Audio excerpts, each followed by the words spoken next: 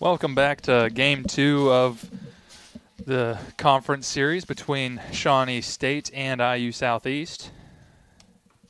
As the starter for IU Southeast will be Tyler Yakovich as he fires the first pitch in there for a ball. Kyle Hawkins alongside you again, joined by Steven Newts this time. Steven, how's your day been so far? It's been a good start to the weekend here. Grenadiers off to a nice start in conference play, trying to go 2 for 2 today. Absolutely, and we'll give you the lineups in just a second. Say Tressler leading off again for Shawnee State. He battled. He nice, definitely a prototypical leadoff hitter, I think, for Shawnee State here, but definitely put together some good at-bats in Game 1, a tough out for the Bears.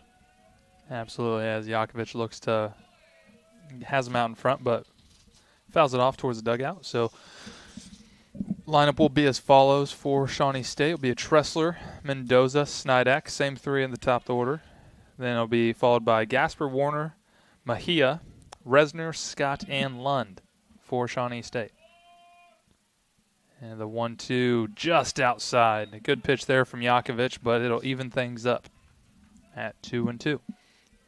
Yakovich has gone back to his arm slot from last year, which is something you could speak to here, Kyle, as a former pitcher. But that one's going to be in the hole. Good play, and unable to come up with it. So a good stop to at least keep it in the infield from Burdett, but that will be an infield single for Tressler. Yeah, and, had a couple conversations with Yakovich this week, and he's been really struggling to attack early with some of his stuff. It's a little bit of a different look for him from last year, and he's felt like he's not been in the same kind of slot maybe on his arm because he's a little funky, kind of low three-quarter kind of guy. So something where he's made a cognizant effort today to try to get back to where he was. So we'll see if that pays off for him. And that first pitch is going to miss inside. That brings up the catcher, Mendoza. Shawnee State did a good job jumping out to a 2-0 lead in the first game. And they have base runners already here in Game 2. That one's going to miss low inside. And going back to Yakovich, I mean, he was, one of the dominant starters in the league a season to go through a no-hitter, his final start of the regular season against Brescia last year. So had some success. As a throwback to first from Casey Brown, catcher for Grenadiers here. Yeah, and like you said, he had a lot of success last year. One of those guys that it happened for him quick, right? Low pitch count because he was looking for action. He's not trying to strike everyone out. He's looking for ground balls, weak contact, and just has not been able to find that stride yet. As there's a weak contact right there. 6-4-3, not on the bag, so that's just going to be a fielder's choice there for Mendoza, as the throw from Burdett is going to pull Flock off the bag. So that's of the inning, and it looks like we're going to also have a courtesy runner. It's going to be number 8, Eli Jones. Also, we have a little bit of a equipment malfunction with the earpiece for Casey Brown. It does appear. Head coach Brett Neffendorf out there for a pit stop kind of deal. And there may have been, this I'm not sure has worked the entire game because I heard Coach Neffendorf kind of trying to get Casey's attention even before the first pitch was thrown. So I think they knew that there was a issue with the little technical difficulty since we have to deal with technology and 50 Shades during a baseball game nowadays. But regardless, a move over to check on Jones at first, back in plenty of time. That'll bring up the first baseman, Snidak.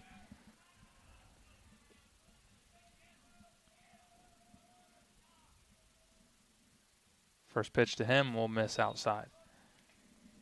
Steven, it'll be interesting to see, especially early. We saw a weak ground ball at least from Yakovich. But if he's able to attack the zone early, because that's kind of a staple of his that he's struggled with early, but another double play opportunity. This one 4-6-3, and that one will do it. So a more traditional inning and a great first inning for Tyler Yakovich as the Grenadiers will head to the bottom half, off to a good start, still scoreless.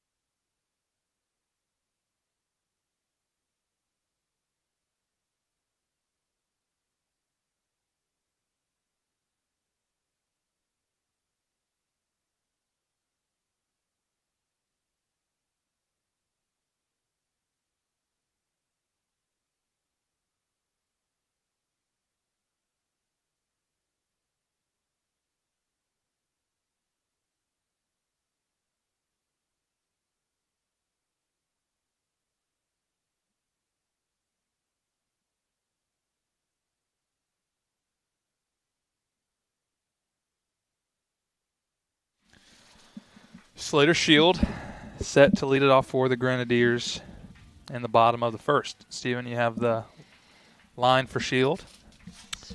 Yeah, Shield going into today's game, it was hitting .400 with no home runs but 11 RBIs, 14 runs scored, and 20 hits so far this season.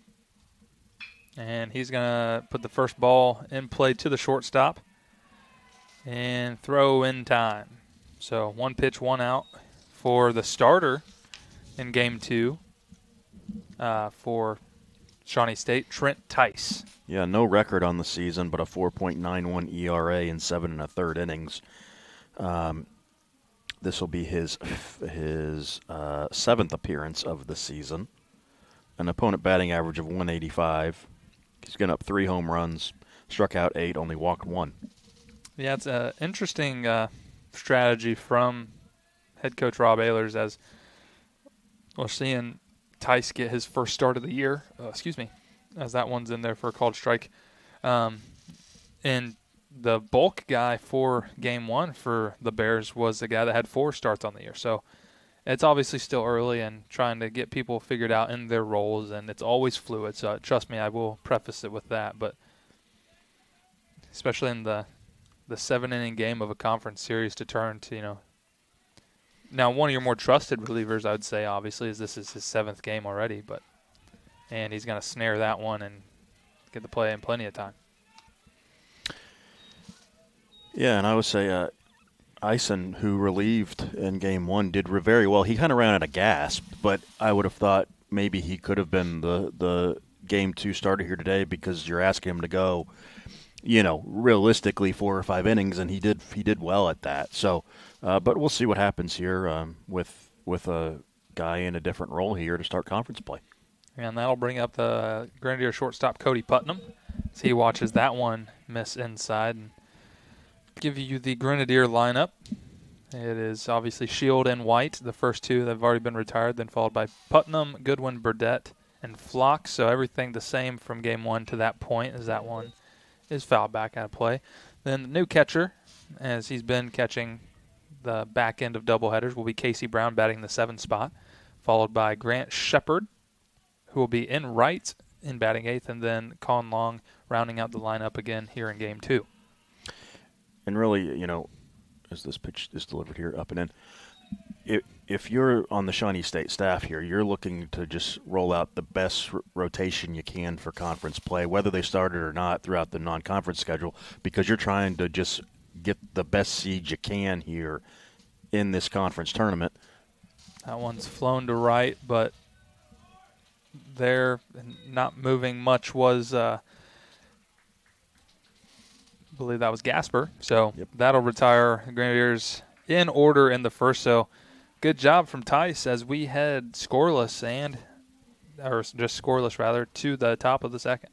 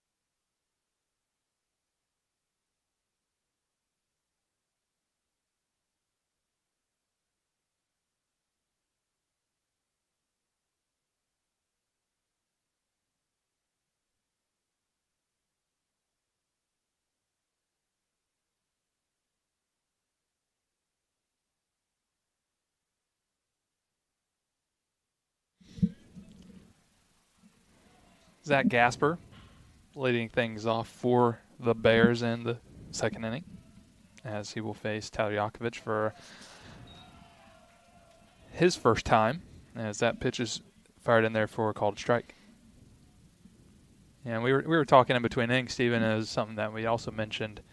A lot of changes as that one's cut on and missed in the River States this year. The addition of 2 new teams, and one being Shawnee State, and then a second-year program in IU Columbus. But also one of the big changes outside of just the whole divisions and everything being different is historically, as that one is cut on and missed. So a good pitch there from Yakovich to get Gasper down swinging to start the top of the second. But historically, the regular season champion has always gotten one of the AQs for the postseason. Since the conference has more than 10 teams, there's 2 AQs, and the second one has always also then come from the tournament champion. One of the things that is new this year is both bids are coming from the conference tournament. Can you expound on that a little bit, Stephen? Yeah, so typically what has happened in the past is there's a strike. Typically the regular season champion earns an automatic bid, and the tournament champion receives the automatic bid. And if the winner of both of those is the same team, the tournament runner-up also goes. So now what we've basically done as a league is say, okay, the tournament champion and tournament runner-up, or I'm sorry, the 2 teams that meet in the championship round will go to the national tournament as the automatic bids. As it looks like Casey Brown's going to get checked on here. And he's good to go. So basically the regular season just is to seed this tournament. And as we talked about, the last weekend in April, which is typically a regular season weekend, is now going to be a play-in round, a seeding round. Depending on where you are in the standings for the following week's tournament, conference tournament. And that one's going to be a 1-2 pitch slider in the dirt for ball 2. And one of the things, and we touched on it, Ben Reel and I did in our pregame show, is the difference of not only that final weekend, right, which being seeding, and the top 6 are playing just for seeding purposes, and the bottom 6 trying to get into the tournament. As a great pitch there to put Warner down, looking rather. But is the changes to the conference tournament, which has typically been a 6-team tournament amongst 4 days, double elimination, as we will see Luis Mejia step in here, but is now an 8-team tournament, and they're doing a 2-pod style tournament. So there will be 4 teams on each side of the bracket, double elimination in the brackets, and then the winner of each pod will come to play a 1-game winner-take-all for the conference tournament champion. Both winners of the pods, so Pod A and Pod B winner, are the 2 that those bids will go to, Stephen. So it's definitely a different format as from one that you and I have been a part of for, a long time. I think we instituted that tournament bracket in 2016, so better part of 8 years. And a good pitch and a great inning as he strikes out the side to Zjakovic, and he may have figured something out as we were talking earlier. So we'll head to the bottom of the second. This one still scoreless.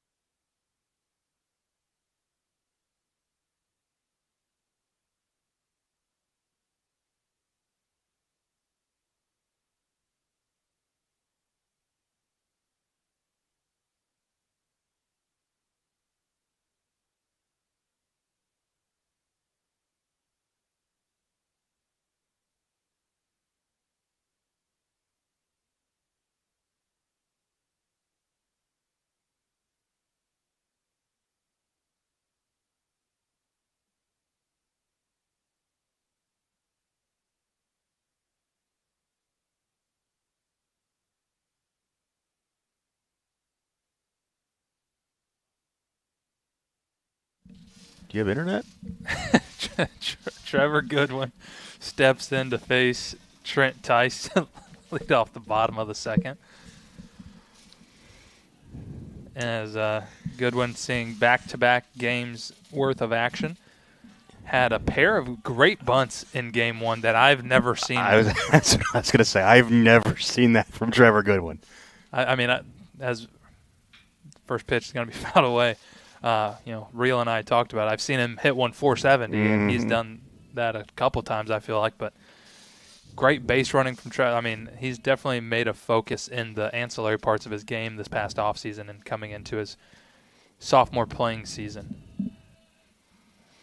As that one cut on a missed healthy hack there. I just didn't even know he had the bunt in his toolbox. And to get 2 of them down, and they were very good. Yes, they were. Well placed and everything. But he finds himself behind the count, 0-2 here to Tice.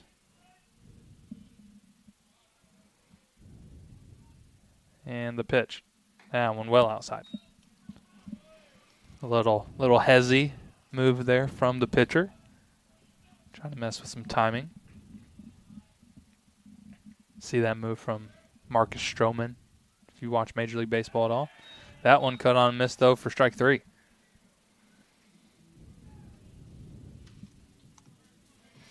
And, we talked about all the changes in the league and everything, but Shawnee State coming in from the Mid-South Conference really adds the depth of this league. Obviously, I think they would even admit they're probably not where they expect to be record-wise, but we've seen in other sports what they add to the conference, and I'm sure very quickly they will become a very competitive team in this conference, and again add to the depth that the league really needs. Yeah, especially with the exit after this spring of Point Park, who has notably been one of the front runners of this league between IU Southeast, Point Park, between the two of the last since 2015 conference regular season champions at least have come out of those 2 schools, as that one's going to be well outside, bounced to run the count 2-1.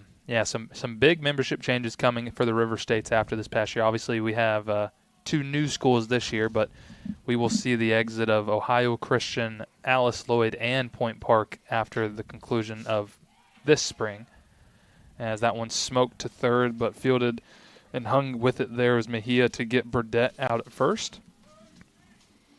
And that creates a lot of – so as much as we've talked about the new changes and everything for the conference and the schedule and the tournament, one and done, right? Because we will fall back to 9 baseball teams in the conference next year, sans any changes or any additions of any schools.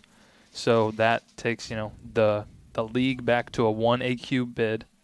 So everyone will likely then play everybody again. The tournament champion will be the only bid. So a lot of pressure put onto the conference schedule and the tournament, whereas this year, there's a lot of flexibility as everyone gets into the tournament, where the tournament's going to have to shrink again, right? We had that conversation internally. Yeah, and as Ben said in Game 1, as someone who's helped run that baseball tournament in the past, playing 4 games a day it's lofty at best. It's a tall ask. I don't know if there's been a year that we've played at VA Memorial out in Chillicothe, which is an all-turf facility, but not had to have some kind of postponements or game cancellations because of weather. Yeah, there's always been at least some sort of weather in the area, one of those days at least, that just plays havoc with the schedule. And next year also you have the moved up deadline where the tournament has to be finished prior to that Monday. Mm-hmm. As that one from Tice misses just inside it. I thought that was a pretty good pitch. So Flock will have another life as he runs it to 3-2. Tice and the battery for Shawnee State and middle infield all thought that one was strike 3. Good eye there by Flock. So the 3-2 offering here from Tice. That one smoked up the middle, and that's going to be the first hit of the game two. Great words there, Steve. For the Grenadiers. We're off to a hot start. It's been a very long week here. A lot of games. We have full slate tomorrow as both baseball and softball doubleheaders. Tennis also on the road today, so a full Grenadier athletics slate. And then tomorrow you can find at least stats for baseball and softball doubleheaders again. And then doubleheader for softball on Monday as well. So busy for us, a lot of home games, but. And then right back here next weekend for the Ohio Christian Series for baseball, allegedly scheduled for Friday and Saturday. Saturday we'll see about weather there. And then softball opens at home as well. Its conference season next Friday and Saturday too. So busy couple of weeks here. Yeah, to get things going, that's one of the benefits, or I guess if you want to call it a benefit, as that one is going to be foul. Just fouled down the first baseline as Casey Brown thought he may have had himself a hit. But, with being one of, if not maybe the most southern school in our conference, we usually get tasked with a lot of home games early. Now, being the most southern does not mean we are in the South by any means, as it is still chilly and it's early March weather. Although you and I have both been a part of games here that's popped up where it has been much worse than this. Yeah, we'll take what we have right now. And it's going to be gorgeous tomorrow. So if you're in the area, come out to either baseball or softball tomorrow. Yeah, as Casey Brown flies out to center to retire the side. So we will head to the top of the third. Not much brewing so far here in Game 2.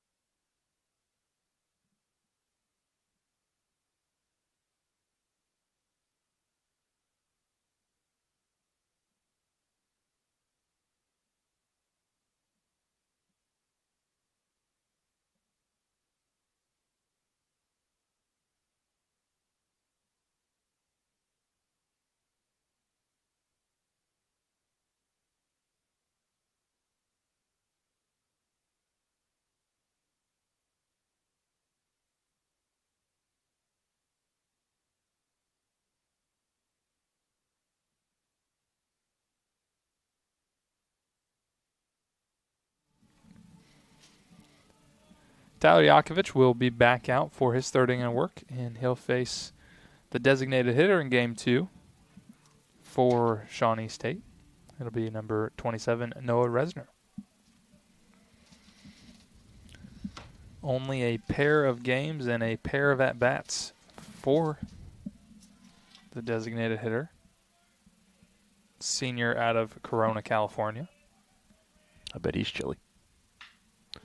And that first pitch going to be off the glove of Flock and still in time to make the play. Wow, you don't see that every day. The routine 3-4-1 put out at first base.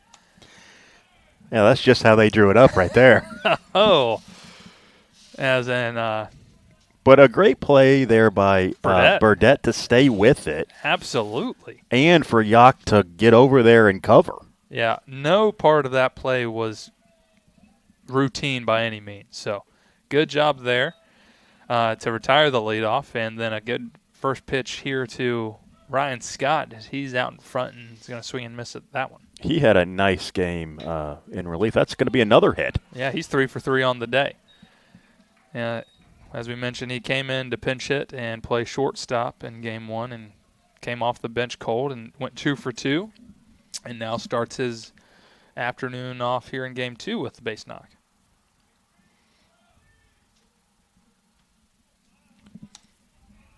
So that'll make way for Tyler Lund.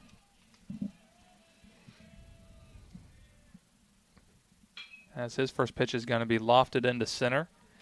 But there in plenty of time is Mason White. So 1 pitch, 1 out. Pitcher's best friend. I can promise you that one. As that'll turn the lineup over for Nolan Tressler.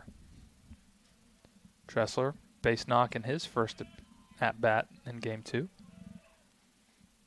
And going to have time called as it appears Yakovich trying to dislodge the additional clay from his cleats, as it is still, it's a little soggy out there. The team and the coaching staff did a fantastic job getting this game ready, or this field ready to be playable today, but it's not pristine conditions necessarily. I would think by 1 o'clock tomorrow when we play the finale, it's going to be in pretty good shape. I'd agree, as sun is peeking through some of the clouds. I don't know if it's going to get sunny by any means, but I can see some blue sky strips. And it's going to be 70-something degrees and sunny tomorrow, I believe. Maybe a little wind, so it should dry out the rest of the field. So, yeah, the 1-1 pitch to Tressler is going to miss outside. In fact, Sunday and Monday are going to be gorgeous when we've got games here. So, yep. As we said, softball will be in action the next 2 days, as baseball does have Monday off. As of now, things can always change. And it's always hilarious when you get the schedule and, oh, yeah, we're hosting the first couple conference series because we're so far south. It's like it could be 40 degrees. If we're lucky. I mean, like, are we that much warmer than Pittsburgh? Yes, we are. As that one is skied into shallow center. That's going to be a tough play in the long run, but Mason White is there, and he'll corral that one safely. So pretty uneventful top half of the third as Yakovich works around the single from Scott. So we head to the bottom half. Everything still scoreless.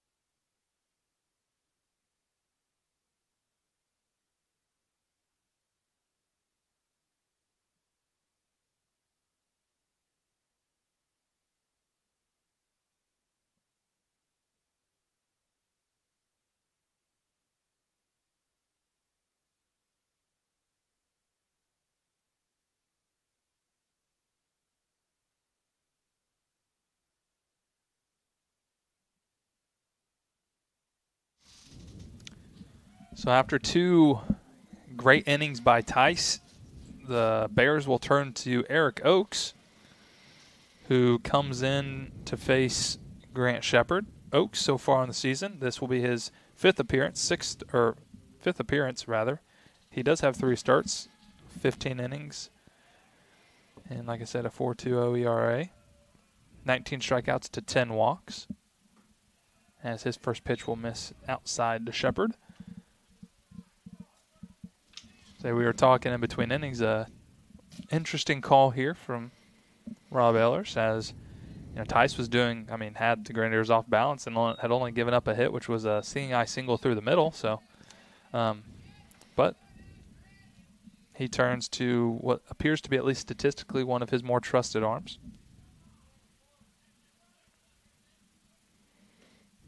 As that 1-1 pitch will miss outside.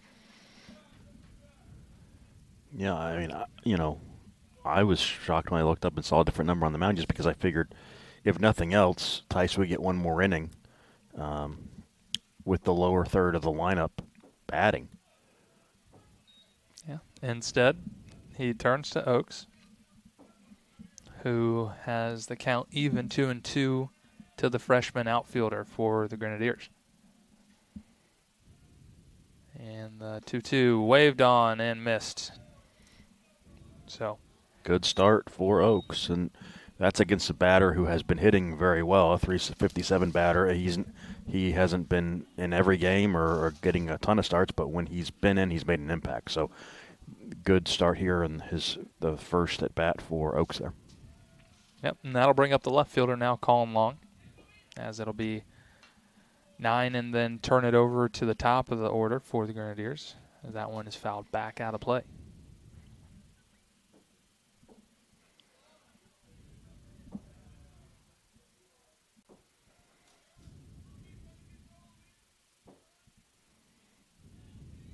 The 0-1 pitch. That one's going to be in there for strike 2. So definitely a different change of pace from pitcher. So I think definitely a strategic move from the Shawnee State skipper. And paying off so far. That one, a good breaking ball. That's going to be outside.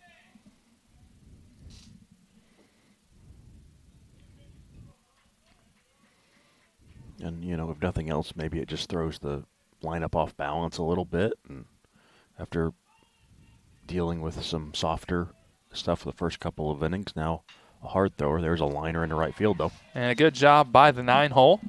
Colin Long to flip things over, and now turn things to Slater Shield with the guy on. And one thing I think that's at least an interesting discussion to have when it comes to strategy with this is now you give the top of the order and the middle of the order a couple guys to see the change of pace, right? So there's multiple ways to look at it, but that's just an interesting strategic portion of it, right? Is now, for example, Mason White will be of at least 3 batters worth of Oakes, at least from on deck or in the dugout, as the first pitch to Shield is a breaking ball that's well outside.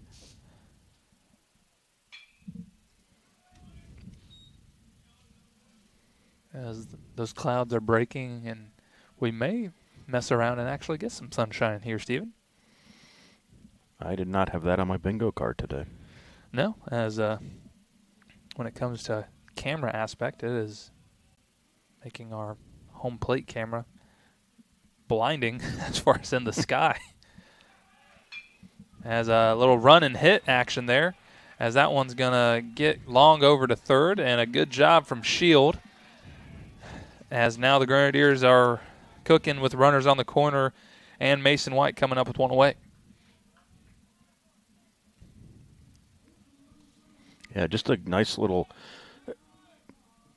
action there by Coach Neffendorf to get the runner in motion and move him over to third. So now you've got a runner in scoring position for White with only 1 out. And it's just this is just a completely different brand of baseball than what we've seen in the past. It's just a small ball sort of thing, but it's worked.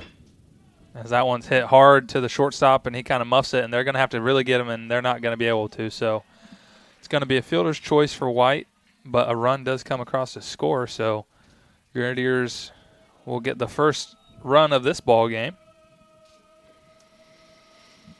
And that's exactly the small ball approach right there. You get a runner 90 feet away, and it's a productive out for White. Gets the first run across. This looks like it's going to be a low-scoring game, at least here early. So that might be all the Grenadiers need, and it was a manufactured run. Yep, so that'll bring up the shortstop now, Cody Putnam, as Mason White's off and running, and he's in there safe as he picked a good pitch to run on. Good strong throw from Mendoza, but just not in time as they went first pitch breaking ball. Was in there for a strike. But as we're seeing that constant chaos, as I like to call it, from the Grenadiers, and now even with two away, there's a runner in scoring position for Putnam. Another breaking ball. That one in there for a strike as well. Just clips the inside corner.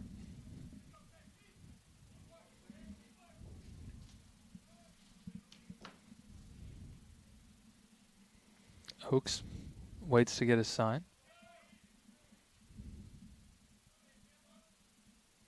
And the pitch. That one skied high, and it got to be into shallow center field. Under it is the shortstop, and that'll be Ryan Scott there to make the play. So nothing else doing for the Grenadiers, but they do scratch across the first run of the game. So we'll head to the top of the fourth. IU Southeast leads this one 1-0.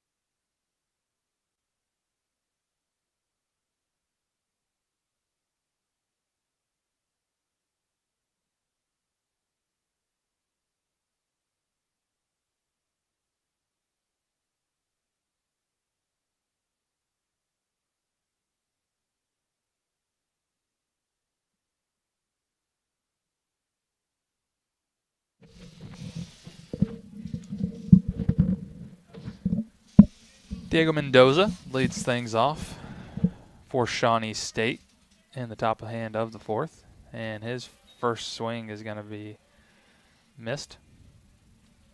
I don't like how I said that, Steven. That didn't sound right. So first pitch that he swings at is going to not come to fruition. As count evens at 1-1. Yakovich out again, trying to keep things going. And, we talked about it, Ben Reel and I did in the first, as that one's going to be base hit down the left field line and making a good play, but unable to put a fork in it, so that's going to be a double. But, the importance of, not even throwing up a crooked number, but getting your team the lead and then turn right around and needing to throw up a zero, right? As Eli Jones will go out and run for Mendoza again.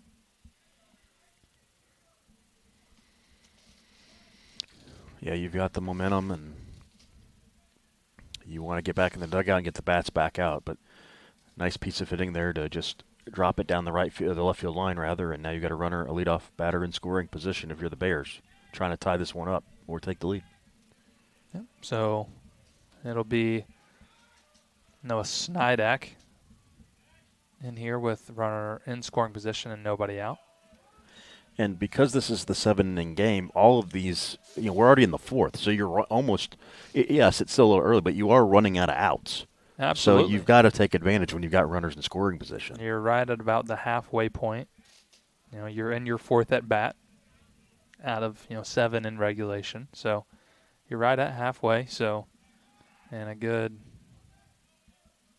idea there to check on Jones and maybe see if Snidak was going to bunt. He did not square, so also not traditional do you see your three-hole bunting, even though the Grenadiers have had their cleanup guy bunt twice today. So again, I saw Trevor Goodwin bunt twice, so we're throwing everything out the window. Look, throw it out the window. Snidak does square to bunt. That one's going to miss outside, though.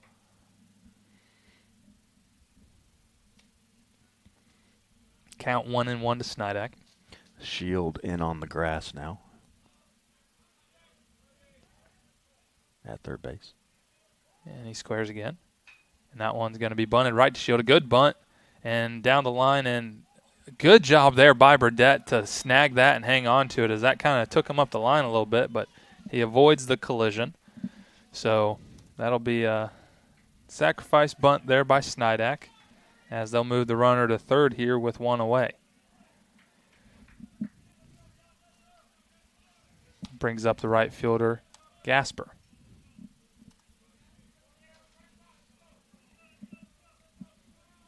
Corners in.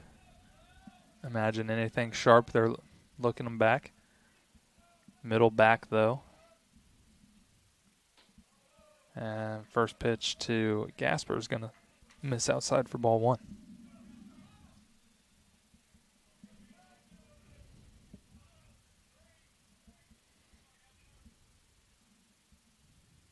Breaking ball, that one's going to be hit well to left field and back on it and making a great catch to secure the out, but that's going to be a sac fly nonetheless. So Shawnee State answers right back to tie this up. Just productive outs. And we saw it with the Grenadiers today, and now Shawnee State's able to get a double, a bunt, and a sacrifice fly to tie the game back up.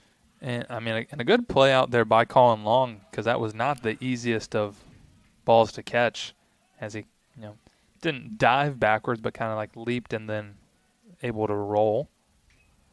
As Yakovich working quickly and ahead just as quick, 0-2. Yeah, and that was one that I was concerned was going to get over his head because it was hit so hard right at him. But you're right, a nice play to get back there and track that down. So the 0-2 here. This one fouled off. Good job by Warner to stay alive.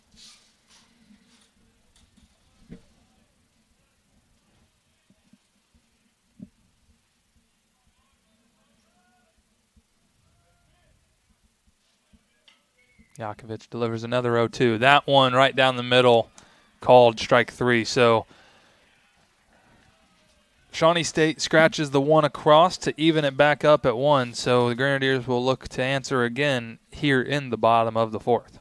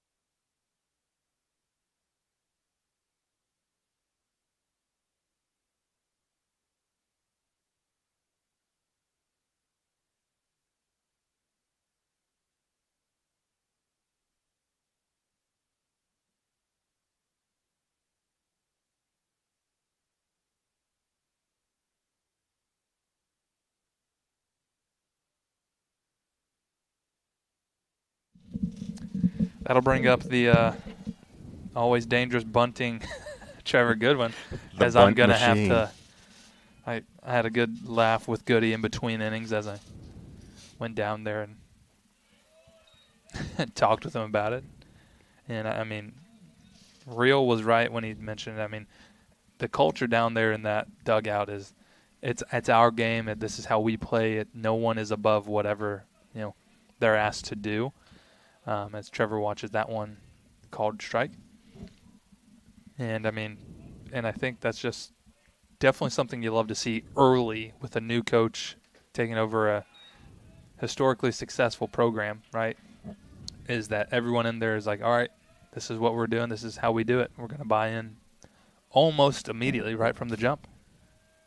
As the 1-2 from Oaks is cut on and missed. Yeah, and I mean, this is not a situation where you've got that's a freshman in Trevor Goodwin. He had a successful year his freshman year a season ago, but he was a power hitter. And you're right, he's buying into whatever he needs to do to help the team. So it's good to see. And it's still early in the season, and that's happening. Absolutely. Is a good breaking ball there from Oaks.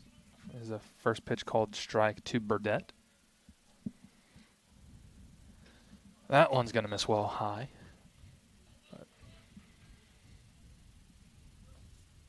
Oaks does lead their team in innings pitched, so I do imagine after not pitching the first two that Rob Ehlers is looking for him to try to go the rest of the way.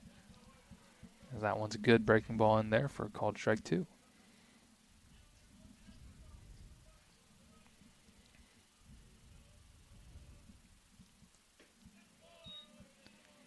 Well, and if you're in that Shawnee State dugout, if you can get through the doubleheader with only using 4 pitchers, which I believe it would be if he is able to finish, you've got to feel pretty good about that against a potent lineup like IU Southeast has. That you've got the majority of your arms available for the final game tomorrow. Absolutely, because especially, depending on how this one shakes out, you're either, if you're Shawnee State, you're looking to take the series if you're able to split today, or, if you're unable to split today and you drop the first 2 games, you're looking at least take a game, right? Because every game, as we saw last year with a 3-way tie for the regular season title, matters in this league. So that one is going to be smoked up and, diving effort by Warner, but off of his shoulder it does appear. So it's going to be an infield hit for Burdett. And turn things over to Max Flock. Another little seeing eye single there for IU Southeast. Gets a runner on for Flock. Yep.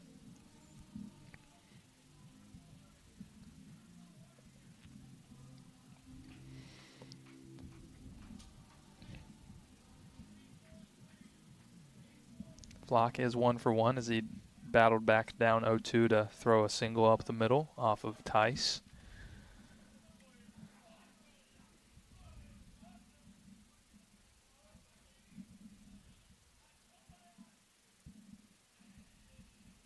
His first pitch from Oaks. Healthy hack and a swing and a miss.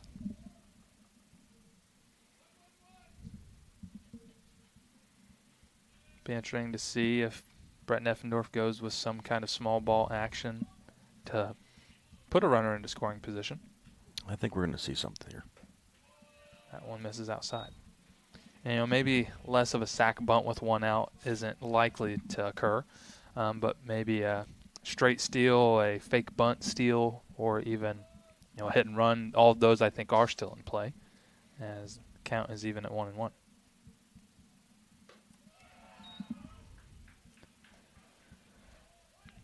Especially now with a hitter's count. Maybe we'll have something. Yeah, it's been, we've mentioned it a couple times, it's been just a different style of baseball than the Grenadiers have played historically under Ben Real, as that's going to be popped right at home, and over to make the play is Oaks.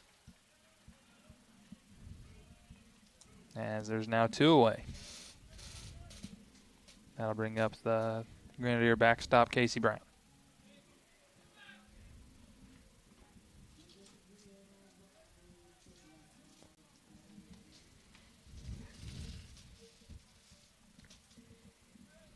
See if he can get something going here with 2 outs. Off goes Burdett.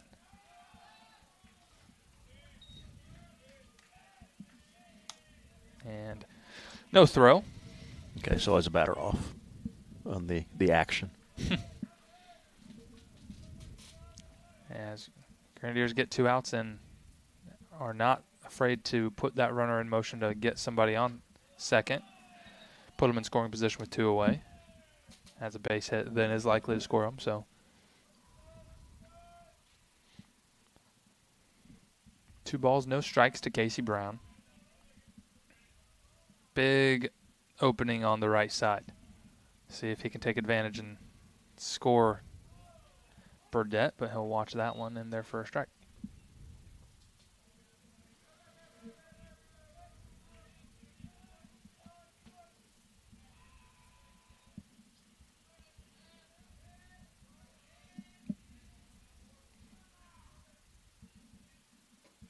That one's going to miss well high.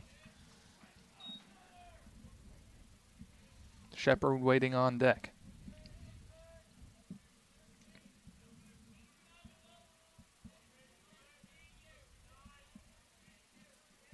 Three and 1 pitch to Brown is going to miss high for ball 4. As a good at bat there from Casey. We'll put runners at first and second as Mackay Stoner is going to go out and relieve the catcher of his running duties in a courtesy fashion.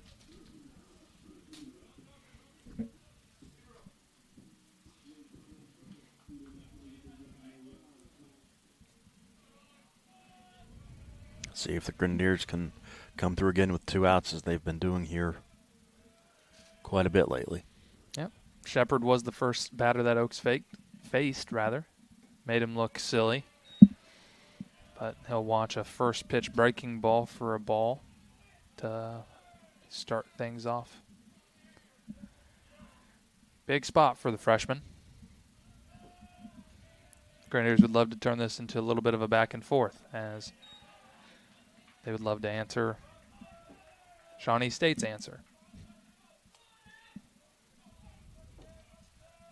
Count 2-0. A lot of speed out there on the base paths for IU Southeast. And at the plate for that matter as Shepard watches the strike.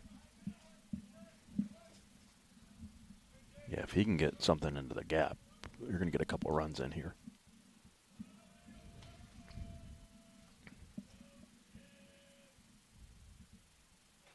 Good spit and saving grace there as that one is bodied up by the umpire. But throw not in time down to third base. So although Mendoza does catch a break because that doesn't roll to the backstop, everyone advances regardless. So 3 balls, 1 strike to Shepard.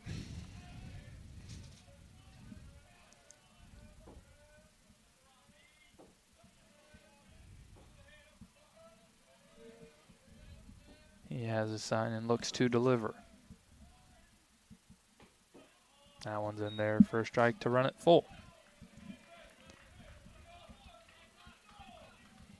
Runner's not off as no runner occupies first. But a full count and 2 outs here for Shepard. And the pitch. That one's going to be grounded softly to third.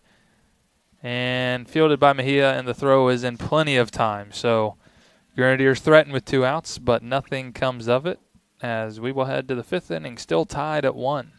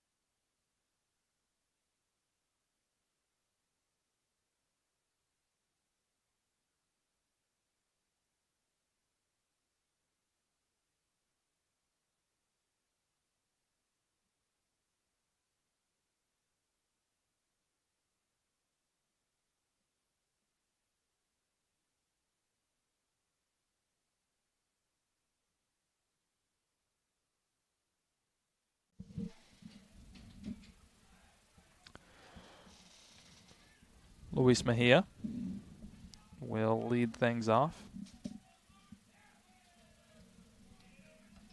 for Shawnee State here in the top of the 5th, and we have ourselves quite a tight ball game here, Stephen. We do. It's been a bit of a pitcher's duel here so far, but both teams looking for a inning to get some breathing room. Yeah, Grenadiers threatened in the top half of this inning, or the bottom half of the last inning, rather. But that one chopped to shield, and good play on the run as that one's going to get Mejia in plenty of time. So another good play there from Slater, coming in, making that one on the run. He's really played a nice third base this year. And yeah, he's, I think, taken a lot of time to focus on the things that he struggled with last year. And, I mean, and like I said a couple times, I mean, there's only really been one play where I was like, that's something that he probably should have made. But other than that, he's done a fantastic job there at third base for the bulk of this season. Obviously did fill in for Putnam at short when he was out with a concussion. That one's going to miss inside. he feels a lot more. He looks a lot more comfortable, and you can just see the confidence he has. Well, and that's something, coming in from Union, Slater had not played a lot of third base, so he was still getting used to the position itself, right? So I think more time as you've seen him kind of settle in and get comfortable makes some sense for sure. And he's a kid that's just going to put his nose down and do what you ask him, and he wants to be good at anything he does. So if he feels that he is lacking in an area, he's going to focus on it and work hard at it. So 1-2 pitch, chopped foul into the dugout.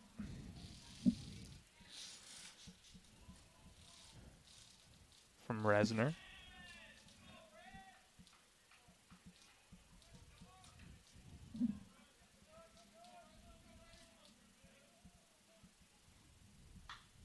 That one popped high into shallow center field, converging our both infielders, and Putnam's going to call off Burdett, and he'll make the catch. So good start to the 5th for Yakovich. But this is the Shawnee State Bear that's, figured out the Grenadier pitchers so far. He's been on with 3 for 3 on the day, and it's got to be his third. He's got 3 hits, yeah. So that'll bring up the shortstop, Ryan Scott.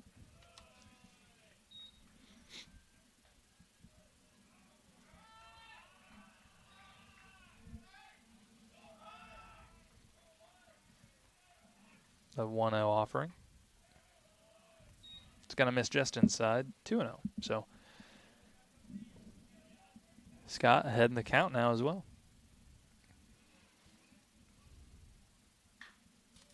It's going to be a sinker in on the hands, fouled into the dugout.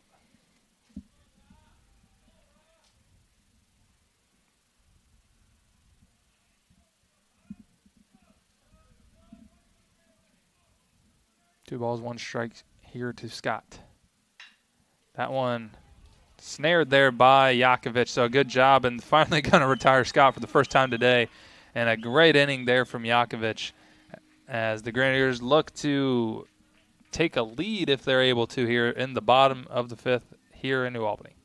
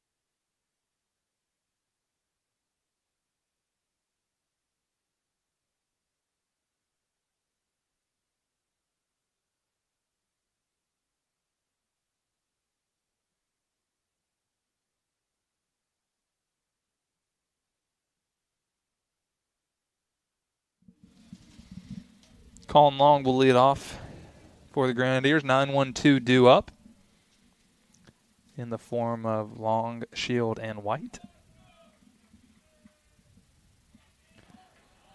Grenadiers look to try to get some run support for Tyler Yakovich as he's turning in a good outing thus far. But matching him are the Shawnee State Bears, and by way of Tice and Oaks.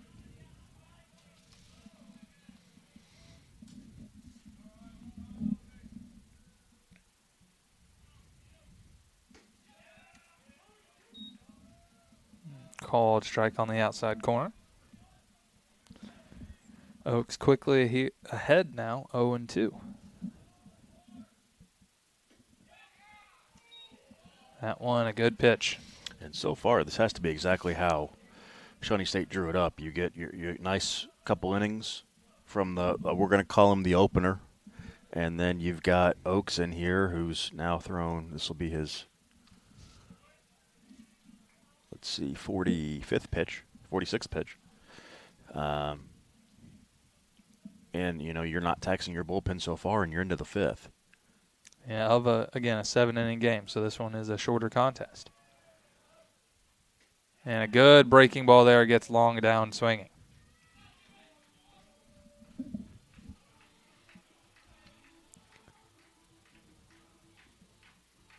Say a third strikeout on the day for Oaks.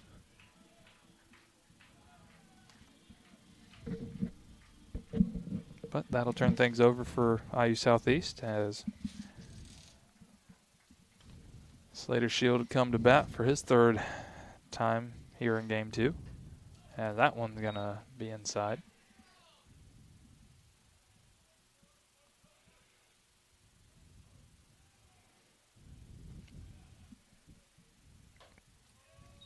And quickly ahead now 2-0.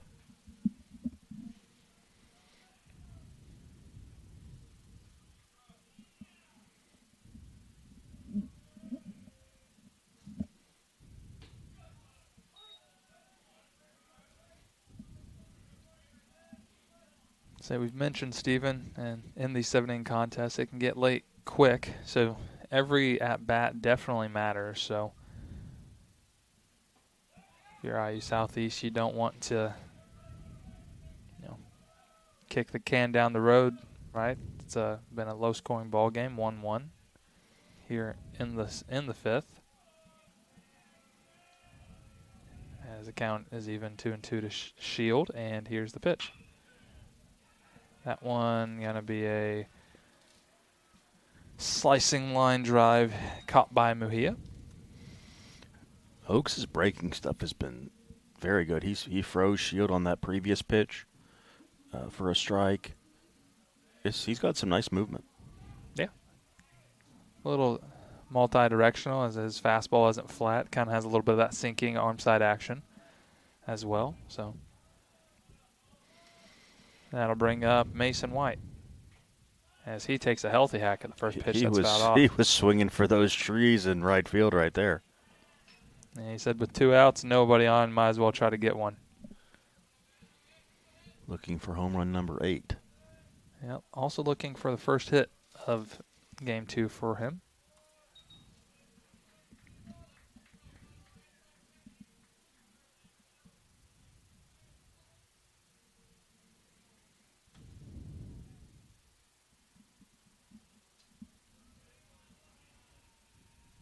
The 1-1 pitch from Oaks. Misses high.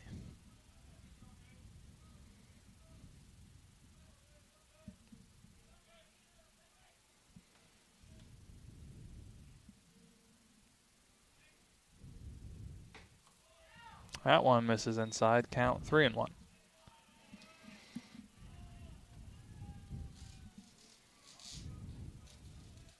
See what Oaks does here. You don't want to groove one because Mason will deposit that one well over the fence.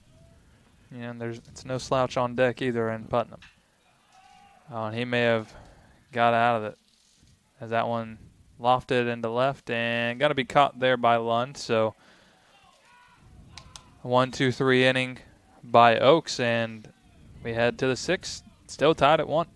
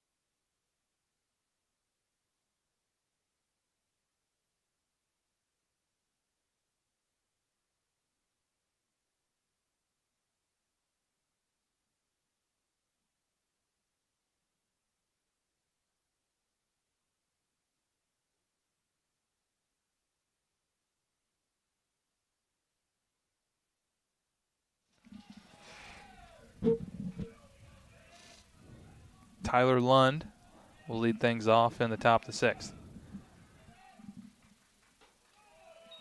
And a first pitch strike from Yakovich. It's a dugout for Shawnee State. Starting to get a little energetic. See if they can carry something through on the offensive side, as that one's in the dirt, 1-1.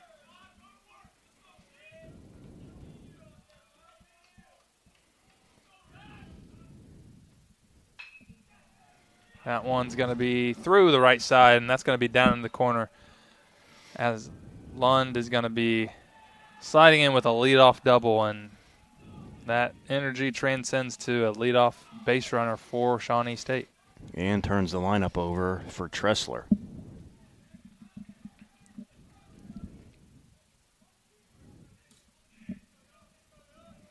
So exactly what Shawnee State's looking for is they've hung around, and now they got a shot to take their first lead of the contest here with a runner in scoring position and nobody out. And we're going to have a quick talk from Brett Neffendorf, so we'll be back in a moment.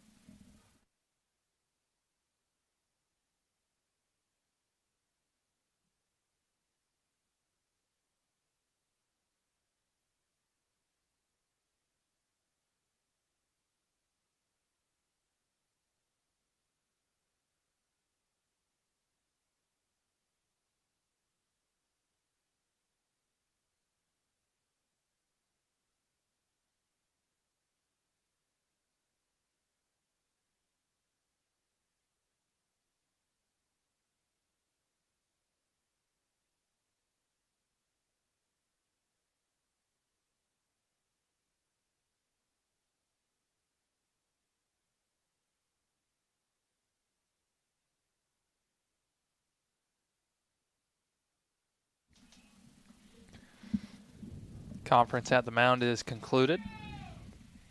And that'll make way for Nolan Tressler as the lineup turns over for Shawnee State.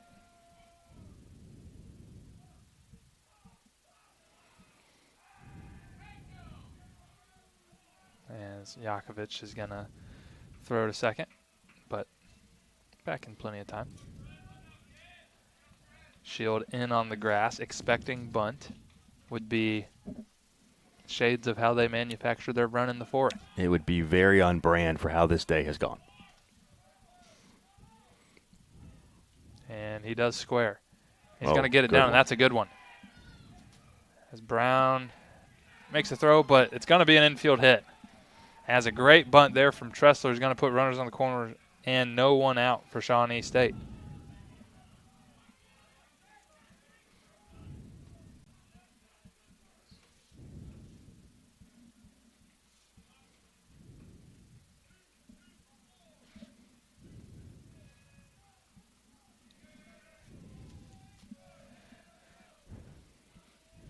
Brings up the catcher, Diego Mendoza.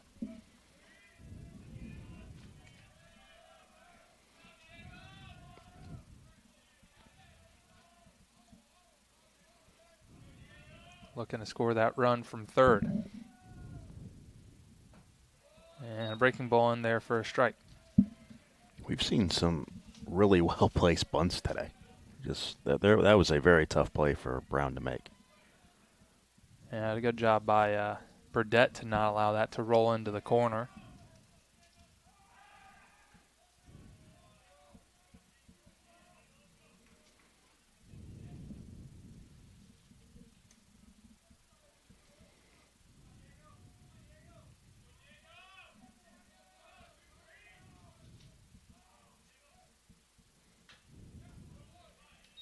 That one's going to be fouled back.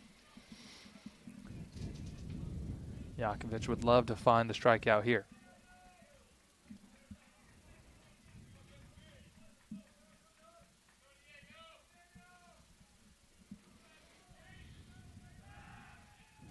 Oh, that was close.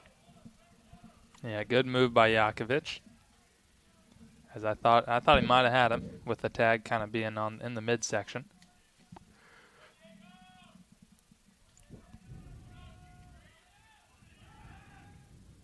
And he's back in plenty of time that time. Say now would be a really good time, I think, to do a long hold triple up on the pickoff. But you can't hold too long, obviously, with the pitch clock.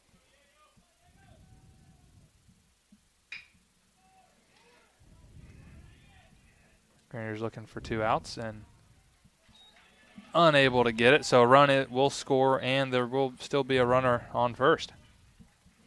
Shawnee State will take a lead here 2-1.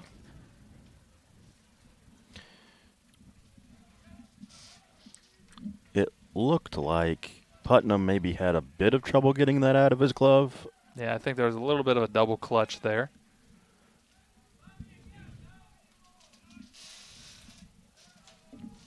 That'll be number 8, Eli Jones. Pinch running, or courtesy running, rather. And that's going to do it for Yakovich. So we're going to have a pitching change here in New Albany, and we'll be back in a moment.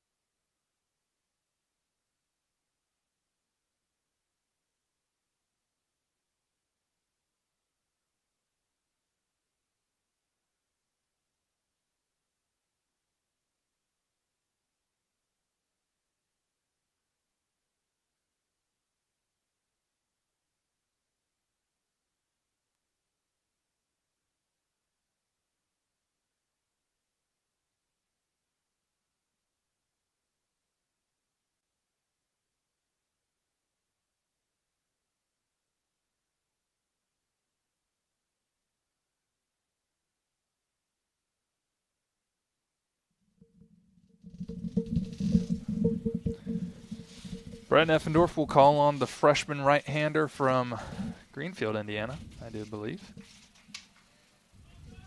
Connor Sims.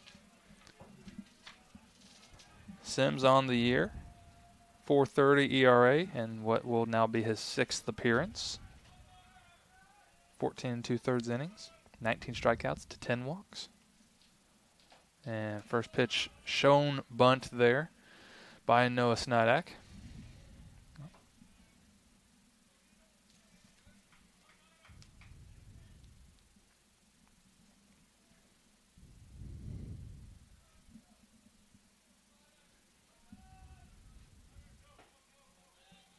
Sims earned his first save on Tuesday when the Grenadiers went up to Indiana Wesleyan.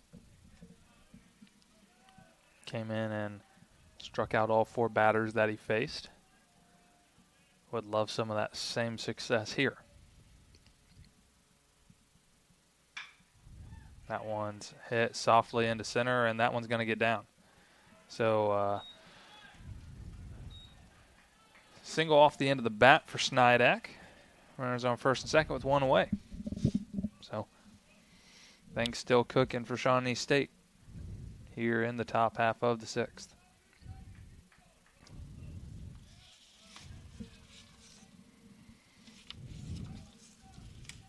And Oaks has been shutting down the Grenier offense, so you add another run or two, that might be all the Bears need here to get a win and split and have a split after the first couple games of the doubleheader. Yeah. Big cut by Gasper. Gasper does lead the team in RBIs and would love to add to that total here.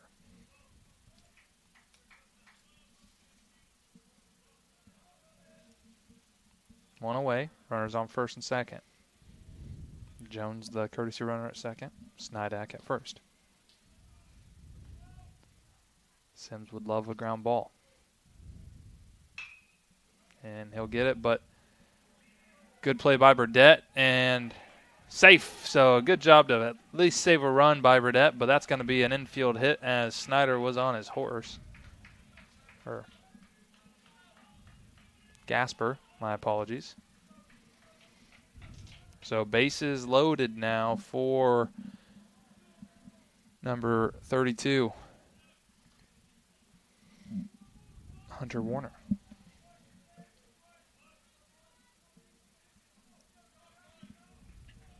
So tough spot for Sims. Couple weak hits.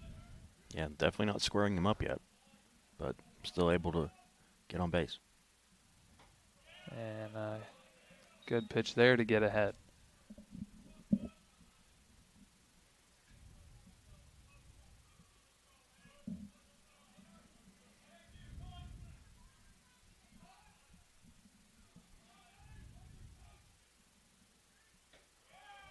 Breaking ball there. Umpire says no.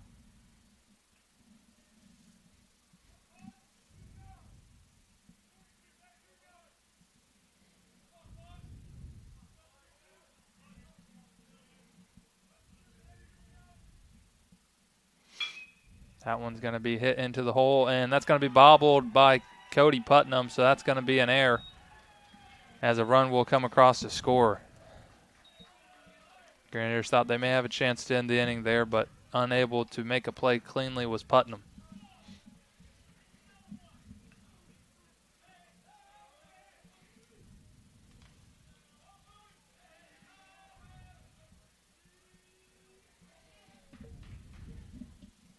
So base is still loaded, one away for Luis Mejia. Grenadiers need something to go their way here to limit the damage. And a good breaking ball there from Sims. And that again, that wasn't really anything squared up, just a slow roller.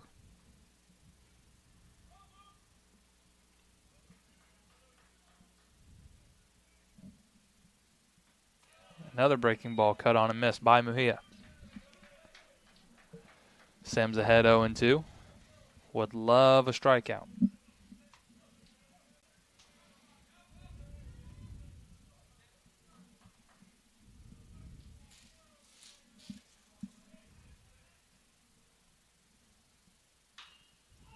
That one's going to be high into foul territory, but there to catch it is Shield. So that'll be a foul fly.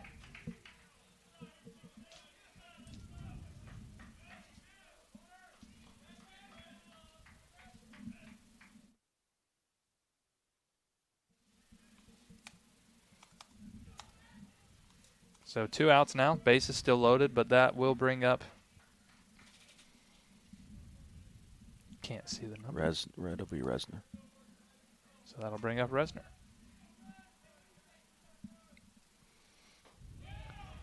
And first pitch called strike in there to him.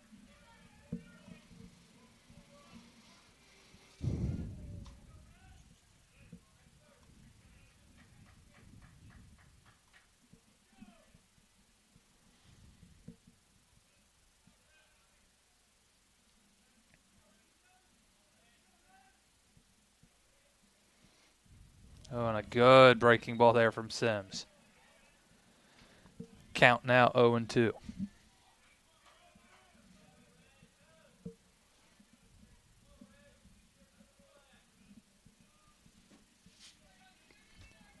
Sims looking for a big punch out. And Resner's going to foul that one off and stay alive.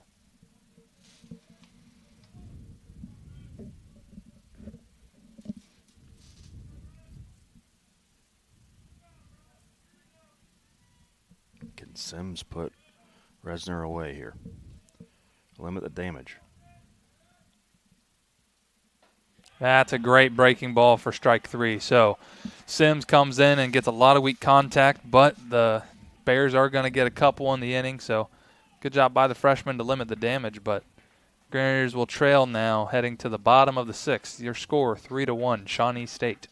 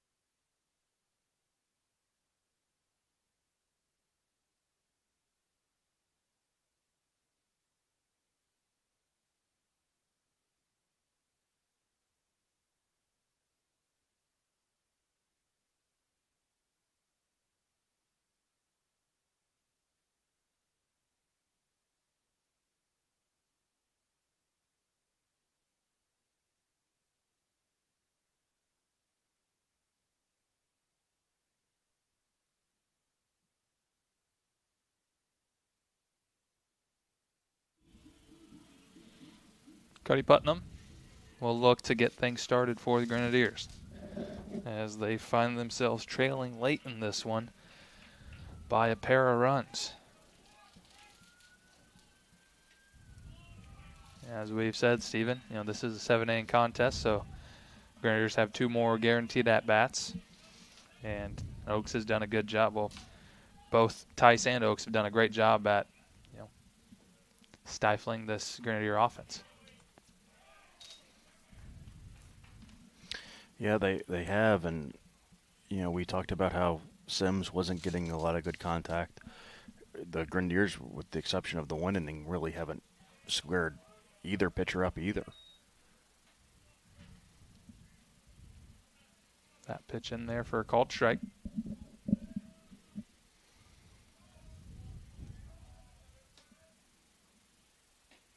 That's a breaking ball. Going to clip the outside corner of the zone. Putnam has a quick conversation with the umpire, probably just to communicate if that is the edge or not. But count is 2-2 nonetheless. And the pitch from Oaks.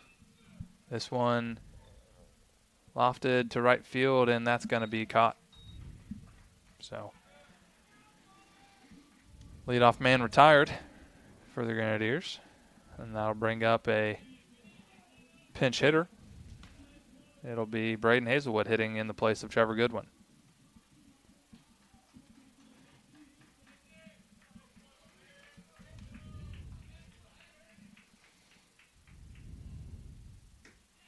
Good breaking ball there, but that one's going to miss outside. Oaks wanted that one. Maybe get hope Hazelwood can get on, get a little speed on the base paths. As the Grenadiers have 4, 5, 6. Hazelwood trying to sell that he got hit. Umpire disagrees, so it'll be 2-0. Crafty veteran move there. Umpire wasn't buying.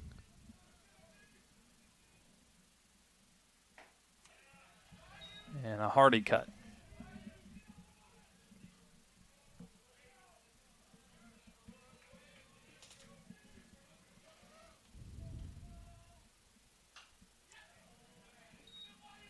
And now it's even at 2-2.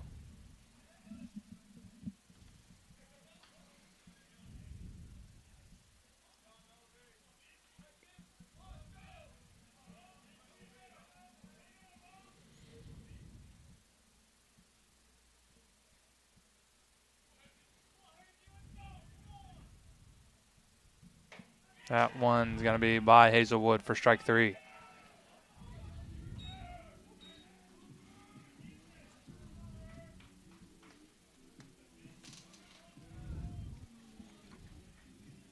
Brings up the second baseman, Ethan Burdett. Going to try to extend the inning as long as he can.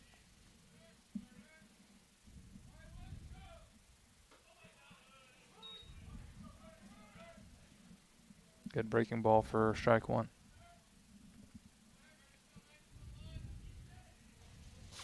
Say, so far, no Grenadiers really putting up even too quality of an at-bat against Oaks outside of the one run they were able to tag him when he first came in. They are not picking up the breaking ball out of his hand at all, it appears. And it's quickly 0-2 to Burdett. That one will be fouled out of play.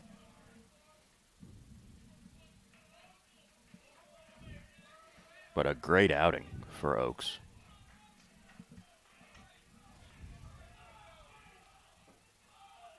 Scattered 3 hits across the now 4th inning of work. Mm-hmm.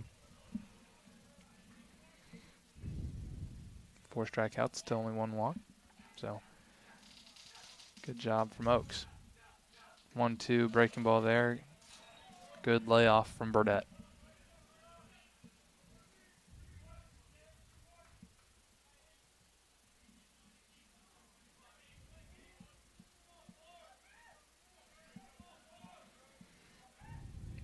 So we'll have a 2-2 offering here from Oaks.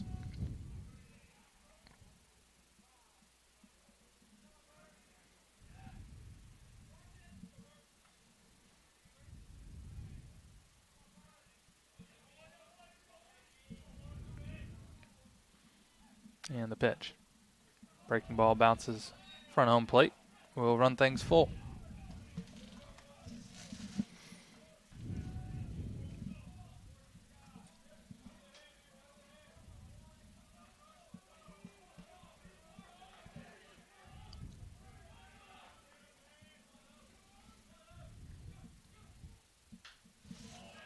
And a good battle now, as I talked about no one putting together a good at-bat. Burdett does so here.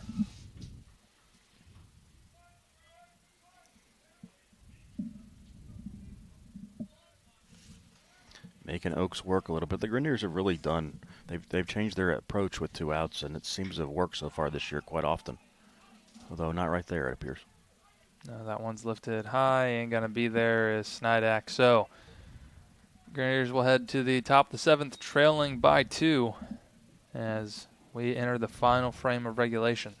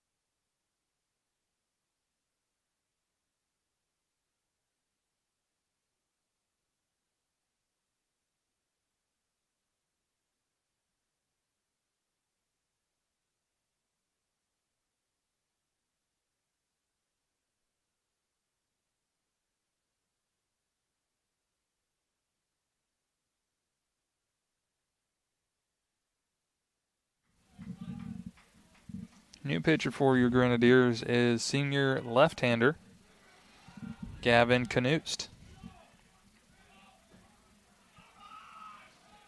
Looking to keep the Bears at bay. Give his guys an opportunity to come back in the bottom half of the 7th. Leading off for Shawnee State is Ryan Scott.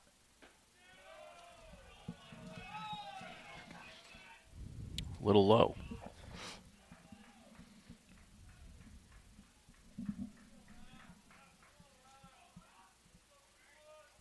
Grenadiers going to have an opportunity to come back in this one. But they got to get there first as Knust falls behind 2-0.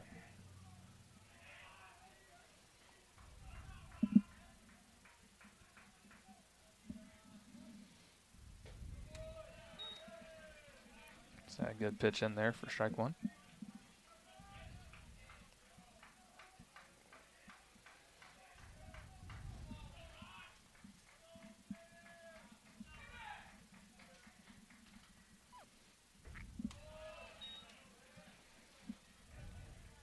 Good job from Gavin, battling back here to even things up at 2s. See if he can put Scott away.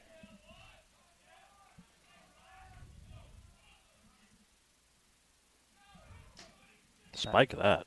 Yeah, that one will find its way to the backstop. Casey Brown unable to play goaltender on that one.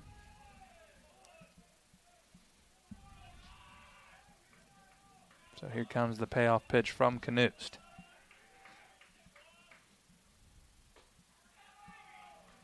That'll miss. So leadoff walk for Scott.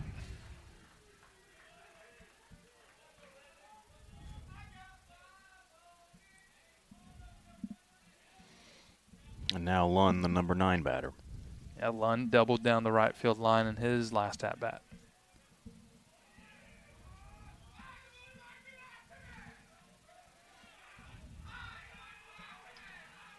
Knust maybe struggling to see the signs in it. We could find ourselves with a pitch clock violation if he doesn't hurry. He's got to be getting close, yeah. Squared to bunt, and that one's going to miss low. I don't think Knust agreed with that one.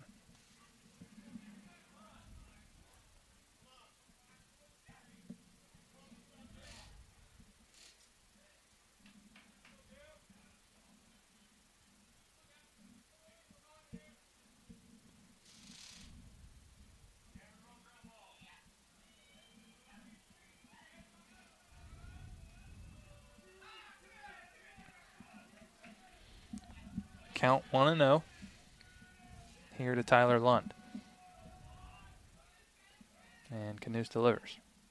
That's going to be a bunt. Good job from Shield to come across and get the out. As that's going to...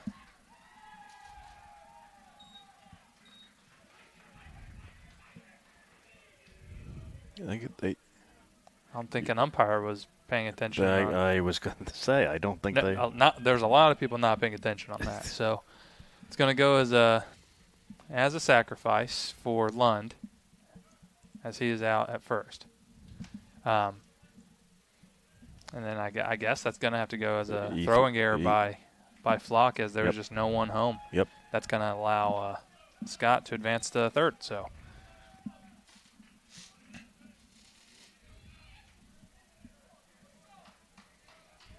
Turns the lineup over for Tressler now. And that play was actually, when they threw the ball back in, the play at third was actually pretty close, but I don't think the umpires had reset.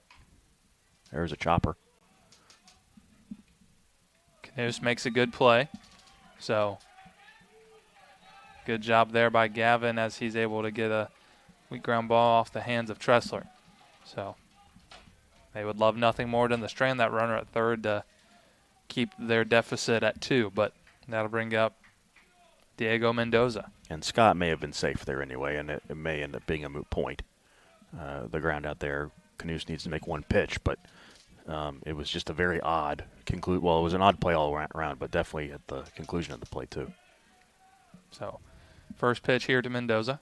That's going to be in the dirt. Good job by Casey Brown to keep that in front. Nice job to go out in the previous two batters ago. Settle your pitcher down. Make sure you're on the same page. It didn't work out. You've got a runner at third now, but then a great defensive play to keep that ball in front of you, not let it squirt past. That one is going to be lifted well out of play. Especially with all the downward movement that Canoost has, you're definitely got to be on your toes if you're behind the plate. Absolutely. Nothing. If you're Casey Brown, you can't let anything get by, that's sure to be a run. So 1-1 pitch.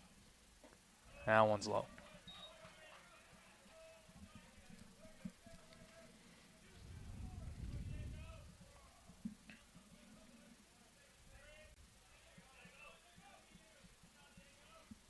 Gavin comes set and delivers.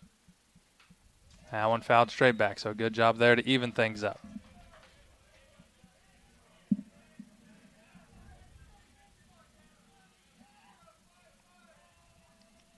Say the dugout looking for a reason to get fired up.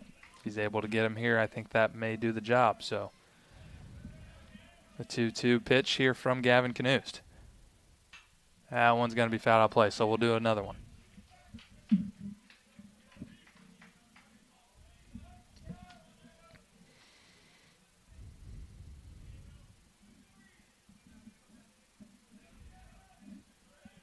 Big spot here for the senior left-hander as he's trying to right his ship early on in his senior campaign. As he has another pitch there, and that one's going to get away, and that's going to be a run.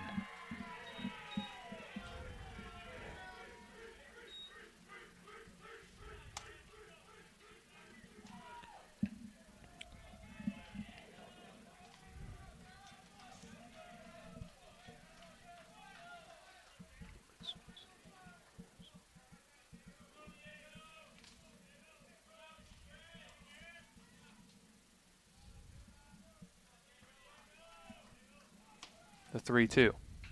That one fouled straight back off the press box.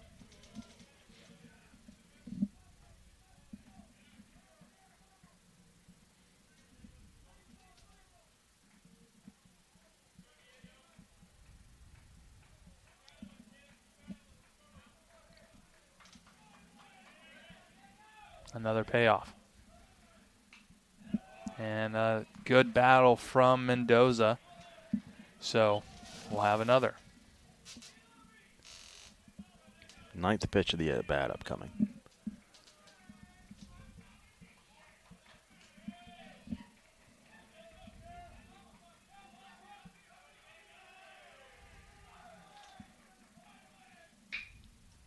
That one backhand side for Putnam.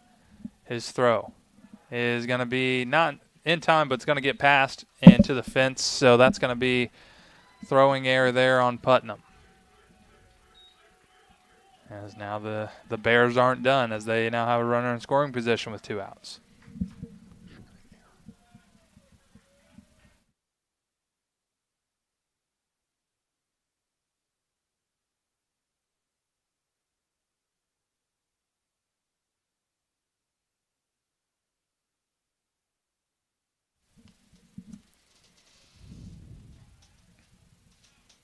That brings up the first baseman, Snidak.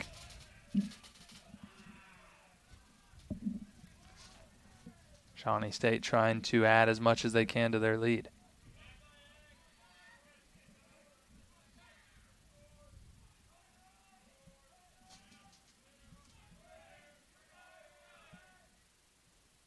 First pitch is going to be well high.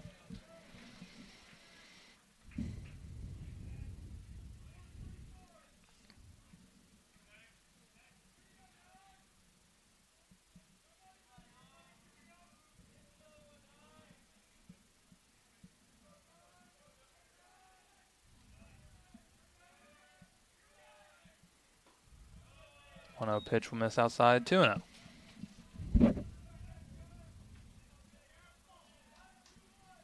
Canoost really going to have to dig deep here. Try to get them out of it. Yeah, you've already got a runner in scoring position here, so you can't give up another base hit with 2 outs.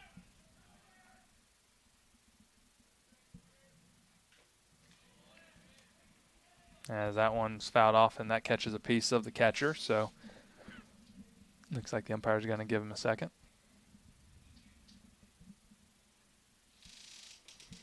And as those temperatures have dropped, that's going to feel even worse.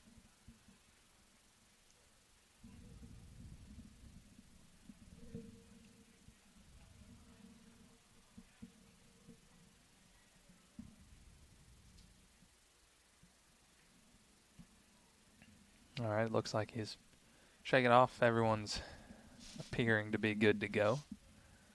So it'll be a 2-1 count to no Snidak.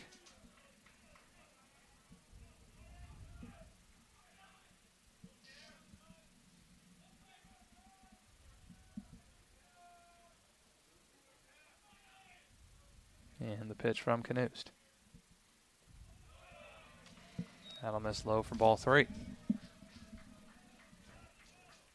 So it appears Connor Freeze down and ready in the bullpen for the Grenadiers. So and they're going to intentionally walk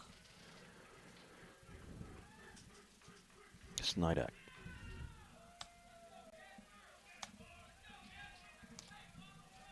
And that is going to do it for Knust. So we'll have a pitching change here in New Albany, and we'll be back in a moment.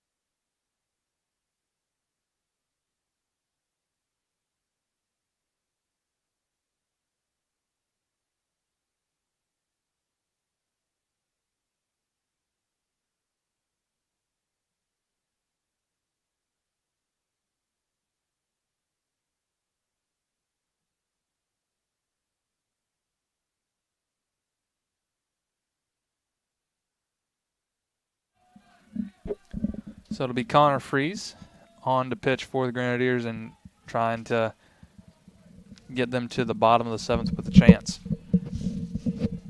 He comes in to face Zach Gasper. And his first pitch is going to hit him. So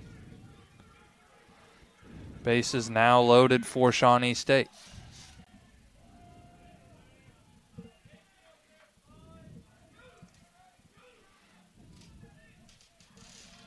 And that looks like a, oh no, that is 32. I'm sorry. It's dark out. Yeah, that'll be Hunter Warner looking for his first hit of game 2.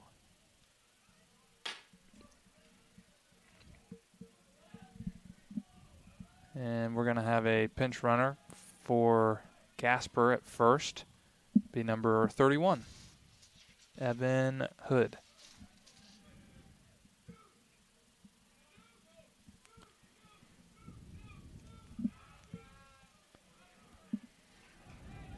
As that one looks like it may have caught Gasper in his foot, may have flattened his tire, so hopefully he's all right. First pitch in there for a called strike.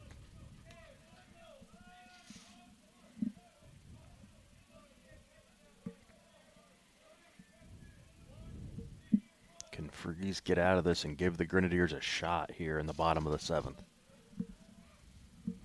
Bases loaded, 2 out. That one cut on and missed, so better start to this at bat as he's quickly ahead here 0-2.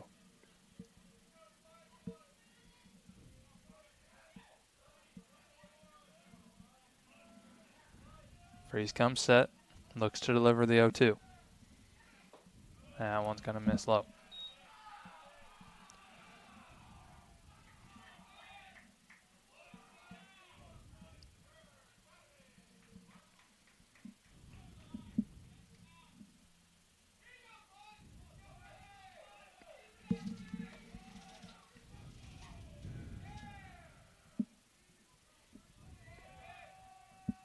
One-two pitch from Freeze.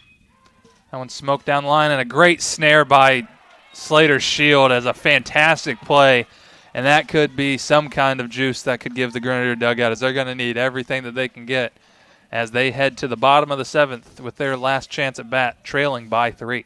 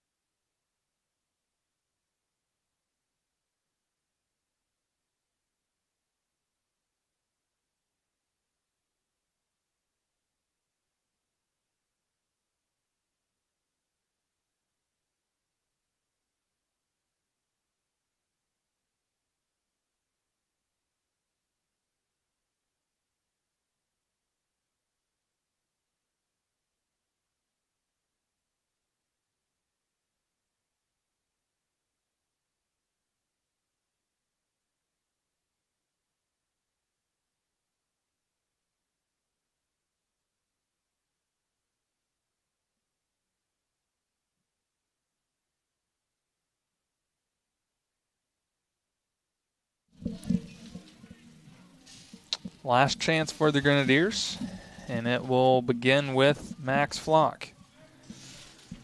Eric Oakes back out to try to finish this off for the Bears, and he's had himself quite the afternoon. 4 innings, only 1 run, 4 strikeouts, and a walk. So he'll get ahead.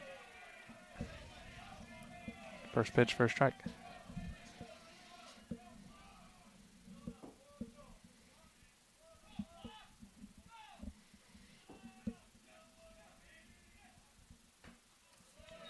Count evens at 1-1. This is where you need a veteran like Flock to just work a good at bat here and try and get on base and just keep the line moving.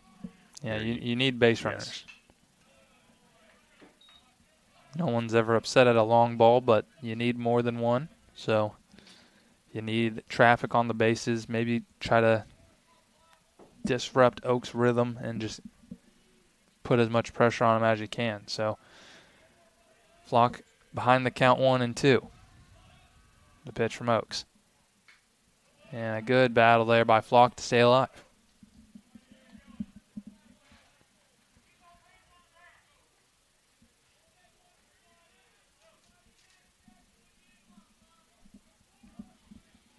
So we'll have another go at it at 1-2.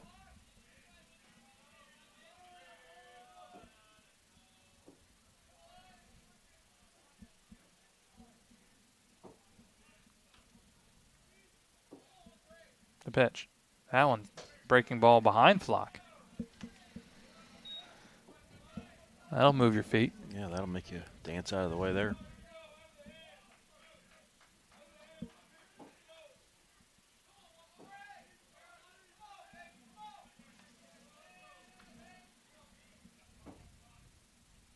The 2-2 pitch. That one's going to miss outside and run full. So a good at-bat here from Flock. But it's all for nothing if he's unable to reach. So see who wins the battle. That one's hit high. Long run for the left fielder, but he's under there. And he slips, and he's able to still secure the play, as that was a little frightening out there for Lund. As he was trying to stop, I think maybe caught a slick spot in the grass, and his foot came out from under him. But it is going to be the first out nonetheless. Way to stay with it, because, I mean, he almost got turned around making that catch. Yeah, so good job there by Lund. But I'll turn it to Casey Brown here to start things off with one away. Grenadiers are going to need something. That one's inside.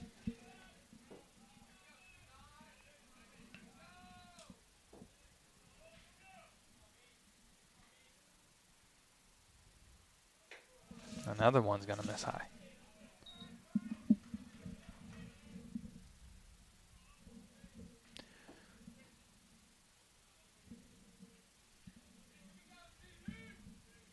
The 2-0 pitch.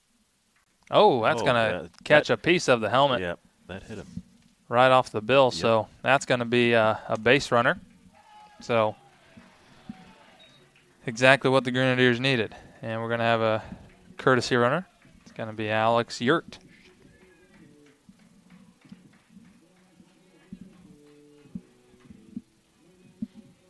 Yurt will run for Brown at first. And we will also have a pinch hitter, number 21, Logan Murphy. He will hit for Grant Shepard.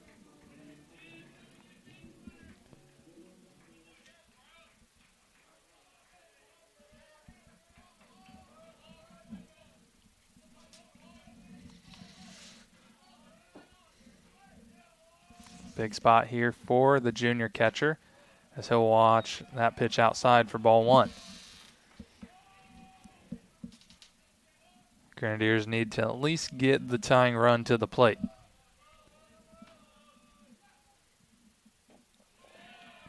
That one misses low now. Oaks finally showing some sign of struggle.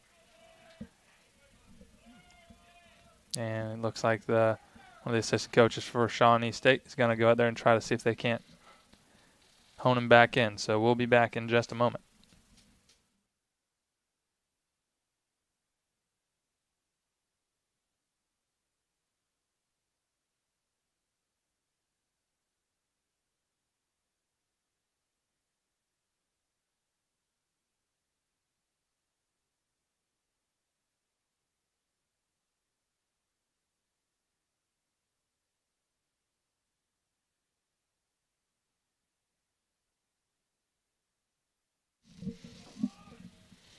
Conversation is concluded. See if wise words from the coaching staff is able to benefit Eric Oaks. As he looks to deliver the 2-0 pitch to Murphy. That one's going to miss high, so count now 3-0. And Steven, I have to think if you're Murphy, you're full take right here. You better be.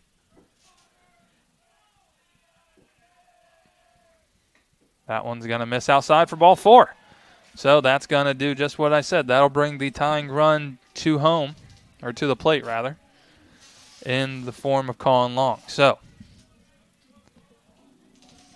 9-1-2 due up if they get there for the Grenadiers, as this is a big spot for the junior outfielder. Runners on first and second. 1 away. Pitch from Oaks. Healthy hack there by Long as he was trying to tie things up. Yes, he was. Sends it straight back. Say the wind is non-existent. Yep. Relatively humid, though, so not quite sure how the ball is going to carry this evening, but we may see. And has a good breaking ball there in the dirt. Good job from Mendoza to keep it in front. Count evens a 1-1. So you can feel the Grenadier dugout just waiting for something to erupt.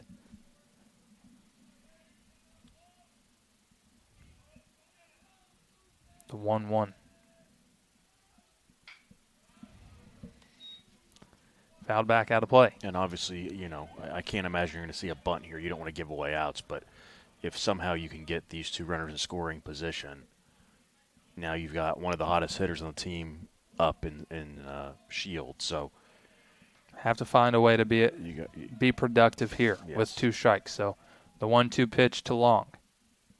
That one, strike 3, down looking. Not what you need if you're the Grenadiers, is that one right over the heart of the plate. So down to their final out and to the top of the lineup. So massive hole in the right side for Shield. Something to keep an eye on.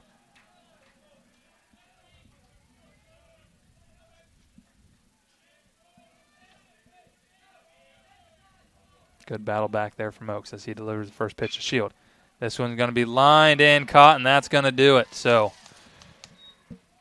in their first day of RSC conference play, Shawnee State is going to earn themselves a split as they will take Game 2 by a final score of 4-1. Tyler Yakovich will be the losing pitcher in this one after an unfortunate shake of things, because a great bounce-back outing from Yakovich. Just tight ball game. The win will go to Oaks, and he did a phenomenal job, Stephen. He did. He came in, and really other than he got in a little bit of trouble there at the end, but kept the Grenadiers off balance really his entire outing, and then got out of the jam in the final inning. So a really well pitched outing for him. So Grenadiers split the day, take Game 1, but will fall here in Game 2 as they will move to 8-10 on the season, 1-1 in conference play. They will be right back here tomorrow for Game 3, the finale of this one, at 1 o'clock. Should be a good day. So if you're able, come out to Cutter Sports Complex. But that is going to do it for Stephen Oots. I'm Kyle Hawkins, and we will see you tomorrow.